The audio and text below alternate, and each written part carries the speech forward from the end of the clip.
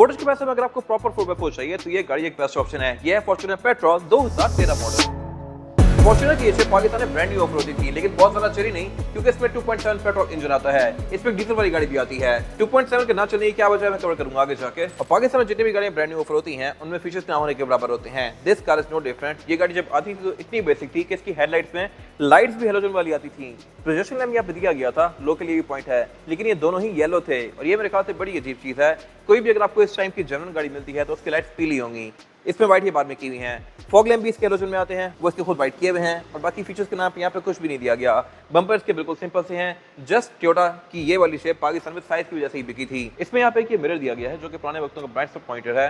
बाकी हेडलाइट वगैरह इसमें नॉर्मल सी आती हैं, वाइपर भी इसके ये बेसिक ही हैं और बैक पे इसमें टेलर चेंज की हुई हैं। असल लाइट इसकी क्रोम में आती है और वो काफी खूबसूरत होती हैं। इसकी भी अपनी लुक है, हर किसी की अपनी ओपिनियन है। ये लाइट लावा एलईडी वाली है और काफी हद तक 7 सीरीज से मिलती है। BM7 सीरीज कौन से वाली ये खड़ी है। अंदर की इसकी लाइट काफी हद तक उससे मिलती जुलती है। खैर बाकी इसमें बैक पे 2.7 VVT की बैजिंग दी गई है। फॉर्च्यूनर का ये V वर्जन है और इसके अलावा जहां तक बात है ट्रंक कैपेसिटी की तो ये भी इसमें डिसेंट है। इस एरा में टिकट पावर था ही नहीं और इसका भी पावर नहीं है। यहाँ पर आप अच्छा खासा सामान इजीली एडजस्ट कर सकते हैं। ये गाड़ी एक प्रॉपर 7 सीटर ऐसी हुई है तो इसकी 3 सीट्स दी गई हैं और यहाँ पे आप इजीली 2-3 लोग बिठा सकते हैं। फिर इसमें रेयर पैसेंजर्स के लिए अलग से क्लाइमेट कंट्रोल के वेंट्स भी दिए गए हैं।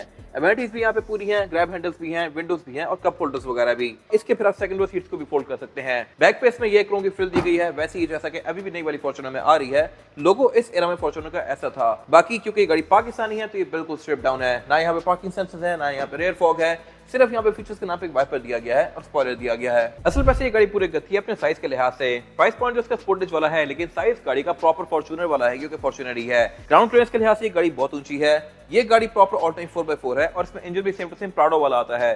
तो इन शॉर्ट ये गाड़ी है प्राडो ही, जैसे इसकी बॉडी फॉर्च्यूनर वाली है। लेकिन एक चीज गाड़ी थोड़ी सी लैक करती है और वो है कंफर्ट। सस्पेंशन इस गाड़ी का लेदर फ्रेम है तो ये गाड़ी आपको खड़नों पे उठा के फेंकेगी।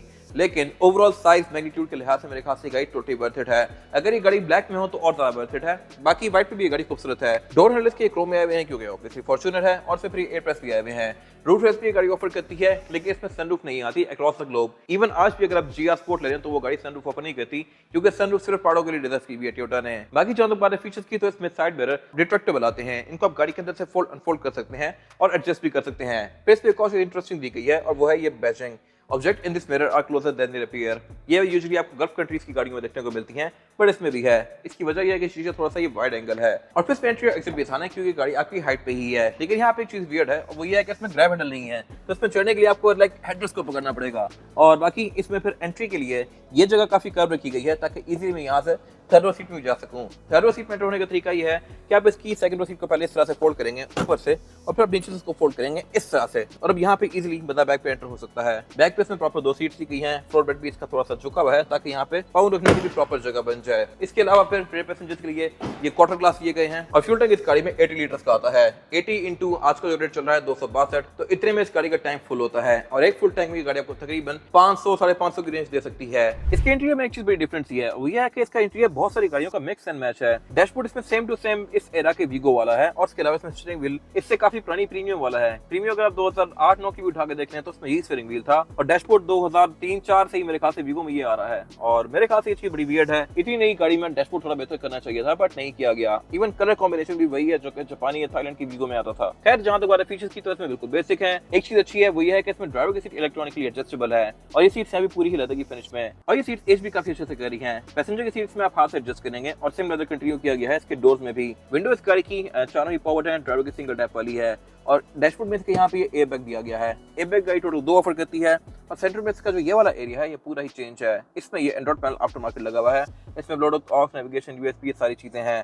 फिर इससे ऊपर अगर आप देखें तो यहाँ पे एक और स्क्रीन दी गई है और ऐसी स्क्रीन प्राडो में आया करती थी काफी पहले। यहाँ पे गाड़ी आपको इसकी एवरेज शो करवाती है और टाइम वगैरह शो करवाती है। क्लाइमेट कंट्रोल इसमें बिल्कुल बेसिक सा है, जबकि इस एरा की जो थाईलैंड वाली गाड़ी है उसमें यहाँ पे क्लाइमेट कंट्रोल ऑटोमेटिक आता है। बाकी गाड़ी क्योंकि प्रॉपर SUV है तो इसका AC और हीटर दोनों काफी पावरफुल है। फिर नीचे यहाँ पे पावर आउटलेट वगैरह दिए गए हैं, बेसिक सारी चीजें हैं और ये है इसकी 4x4 की सिलेक्शन। इसमें जो सिलेक्शन है वो है LL, N, HL और फिर H, यानी कि गाड़ी सिर्फ हाई रेंज और लो रेंज में स्विच करेगी, लेकिन इसमें कोई रेयर भी वाला ऑप्शन नहीं है। हर टाइम ये गाड़ी चारों टायरों पे ही चलेगी। फिर इसमें डिफरेंशियल लॉकिंग भी आता है। गियर सेलेक्टर इसमें कर लिया आता है जिसको आप इस तरह से गियर में स्विच करेंगे और मैनुअली आप इस गाड़ी को नहीं चला सकते। हैंड ब्रेक इसमें नॉर्मल सी दी गई है।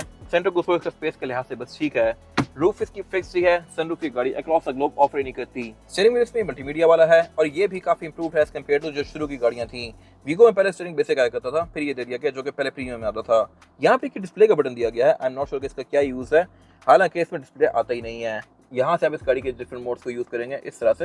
एवरेज गाड़ी आपको यहाँ पे शो नहीं करवाती, वो मैंने आपको पहले बताया कि लेफ्ट पे शो करवाती है, लेकिन डिस्प्लेस के भी नेविगेट करने के लिए स्टिक है। आई एम नॉट श्योर कि स्टीयरिंग वाले बटन का क्या यूज है। बाकी है ये steering wheel leather staged, headlight इसमें नॉर्मल सी हैं, वाइपर भी इसमें बेसिक से हैं। मीटर की लाइट इसमें वाइट आती है जो कि मेरे ख्याल से अच्छी चीज है। और ये गाड़ी क्योंकि पाकिस्तानी है तो इसकी स्पीड लिमिट 200 तक है, अगर ये जापानी होती तो ये 180 तक लिमिटेड होती। फिर यहाँ पे इसकी गैस की इंडिकेशन वगैरह दी गई है और की इसमें ये फिजिकल आती है। अगर जैक नहीं होती तो मेरे ख्याल से बेहतर था, बहुत सारे लोग लेके बनवा लेते हैं और फिर इसकी लुक बेहतर हो जाती है। इंस्टेड आप स्क्रीन पे करेंगे, गाड़ी स्टार्ट भी इस तरह से करेंगे और यहाँ पे फिर इसकी ये मीटर की ब्राइटनेस वगैरह दी गई है। यहाँ से आप मीटर को इल्यूमिनेट कर सकते हैं या फिर डिम कर सकते हैं। सर मेरे जैसा कि मैंने बताया था रिट्रैक्टेबल है, विंडोज गाड़ी में चारों भी सिंगल टैप वाली है और ये वाले डोर पैनल वगैरह भी इसके काफी अच्छे से एज करे हैं, हालांकि ड्राइवर का डोर पैनल सबसे रफ होता है। फिर इसकी सीट में इलेक्ट्रॉनिक कंट्रोल दिए गए हैं जहाँ से मैं इसको इस तरह से आगे पीछे कर सकता हूँ। ये चीज अभी 1 करोड़ रुपए की सिर्फ भी ऑफर नहीं करी है, ये फॉर्च्यूनर है, लेकिन प्राइस पॉइंट के लिहाज से मेरे ख्याल से ये गाड़ी टोटली वर्थ इट है। बैक पे इस गाड़ी में 2 ही लोग कंफर्टेबली बैठ सकते हैं, थर्ड पर्सन आना चाहे तो आ जाएगा, लेकिन इसमें सारा कंफर्टेबल नहीं होगा क्योंकि ये गाड़ी चौड़ाई में कोई बहुत सारा चौड़ी नहीं है। चौड़ाई के लिहाज से अगर देखा जाए तो ये सिविक या ग्रैंडी वगैरह के आसपास ही है, लेकिन हेडरूम वगैरह इसमें स्पेशियस है, लेगरूम इसमें डिसेंट है और फ्लोर बेड भी इसमें ऑलमोस्ट फ्लैट आता है। फिर जहाँ दोबारा फीचर्स की तो ये इसमें ठीक है। रियर पैसेंजर्स के यहाँ पे प्रॉपर एयर वेंट्स दिए गए हैं, क्लाइमेट कंट्रोल की अलग से जोन दी गई है रियर कूलर की। यहाँ पे फिर ये नीचे कप होल्डर्स वगैरह आते हैं बेसिक से। फिर इसमें सेंटर कंसोल भी ये गाड़ी ऑफर करती है जिसको निकाल कर मैं एज एन आर्मरेस्ट यूज कर सकता हूँ और इसमें रियर पैसेंजर्स के लिए प्रॉपर ये हेडरेस्ट भी दिए गए हैं। रेयर बेंचेस इसके फोल्डेबल हैं और इसको मैं काफी हद तक अपने एंगल के हिसाब से एडजस्ट भी कर सकता हूँ। ये यहाँ भी लॉक होती है, इससे जरा सा पीछे भी लॉक होती है और यहाँ भी लॉक होती है, तो मैं जितना मर्जी लिटाना चाहूँ उसको लिटा सकता हूँ। फिर ये गाड़ी क्योंकि फॉर्च्यूनर का एक बड़ा वर्जन है तो इसके डोर हैंडल्स क्रोम में आते हैं। थर्ड रो सीट में यहीं से एंटर कर सकता हूँ। उनकी सीटिंग कैपेसिटी बस ठीक है, कोई बहुत ज्यादा कंफर्टेबल नहीं है। 2 बच्चे यहाँ पे इजीली बैठ सकते हैं, बड़े लोग सिर्फ थर्ड टाइम के लिए बैठ सकते हैं। नई वाली फॉर्च्यूनर का भी ऐसा ही है। रिम इस गाड़ी में आता है 17 इंच का, नई वाली फॉर्च्यूनर में 18 इंच का दिया गया है और टायर साइज इसमें 265, 65 और फिर रिम 17। टायर्स में ब्रिजस्टोन के हैं जो कंडीशन के लिहाज से बस ठीक हैं और इसमें फिर प्रॉपर फेंडर फ्लेयर्स दी गई हैं जो कि इसके लुक को थोड़ा ज्यादा बल्कि बना रही हैं। ये चीज नई वाली फॉर्च्यूनर में नहीं आती इस तरह की। और ये इस गाड़ी का पावर हाउस, इसका इंजन। पाकिस्तान में ये गाड़ी 2TR ऑफर करती है। अब कहने को इंजन बुरा नहीं है, लेकिन पाकिस्तानियों के हिसाब से सूटेबल नहीं है क्योंकि पाकिस्तान में एक रोड्स भी बहुत ज्यादा बड़ी नहीं है और शहर के अंदर भी चलती है गाड़ी, तो शहर के अंदर 2.7 पेट्रोल इंजन एवरेज देता है तकरीबन 6-7 की, जो कि बहुत बुरी है। लेकिन इसमें एक डीजल वाला इंजन भी आता है। पाकिस्तान में वो गाड़ी ऑफर ही नहीं की गई थी, नई वाली फॉर्च्यूनर में पाकिस्तान में डीजल ऑफर किया गया और इसी वजह से नई वाली फॉर्च्यूनर पाकिस्तान में बहुत ज्यादा बिकी है। इसमें भी तो बहुत ज्यादा चलती लेकिन आया नहीं। खैर ये गाड़ियां भी आपको कुछ ना कुछ नजर आती हैं। एवरेज गाड़ी आपको 6-7 की देगी, बेहतर भी कर सकती है लेकिन मोर लेस ही रहती है। 2TR वो इंजन है जो कि प्राडो में आता है। प्राडो में लोग लेके चला लेते हैं लेकिन इसमें लोगों को थोड़ा चुभता है। खैर इसी वजह से इस गाड़ी की मार्केट पाकिस्तान में थोड़ी सी कम है। ये गाड़ी 70-72 के आसपास मिल जाती है इजीली। इसमें फिर ट्रांसमिशन ऑटोमेटिक ही ऑफर होती है। इसी एरा में आता था वीगो में डीजल इंजन ऑफर होता था। बाकी जहां दोबारा स्पेक्स ही तो ये गाड़ी 164 हॉर्स पावर प्रोड्यूस करती है with 246 newton metre of torque, जो कि डिसेंट फिगर्स हैं। और इसके बारे में एक बेस्ट चीज है कि ये इंजन की बहुत ज्यादा नॉइस क्रिएट नहीं करता, ये काफी स्मूथ इंजन है और इसकी आइडलिंग भी अच्छी है, जबकि डीजल वाली गाड़ी की आइडलिंग थोड़ी छुटके मार रही होती है और वो नॉइस भी क्रिएट करती है, पोल्यूशन भी क्रिएट करती है। और ये इंजन डुअल VTI टेक्नोलॉजी पे बेस्ड है ये इंजन 4 सिलेंडर, इसमें फिर ABS भी आती है और इसके अलावा ड्राइव मोड्स भी आते हैं। है ये गाड़ी ऑल टाइम 4x4। ये गाड़ी 2013 मॉडल है, पंजाब रजिस्टर्ड है और इसकी डिमांड है 76 लाख रुपीस। ये सेकंड मोटर स्पोर्ट के पास अवेलेबल है। अगर आपको इसके बारे में कोई इन्फॉर्मेशन लेनी है तो आप दिए गए नंबर्स पे कॉल कर सकते हैं। अगर आपको ये वीडियो पसंद आई है तो उसको लाइक जरूर कीजिएगा, चैनल को सब्सक्राइब भी कर लीजिएगा और अगर आपके पास गाड़ी से रिलेटेड कोई भी राय है तो उसको कमेंट सेक्शन में शेयर भी जरूर कर दीजिएगा। Thank you for watching.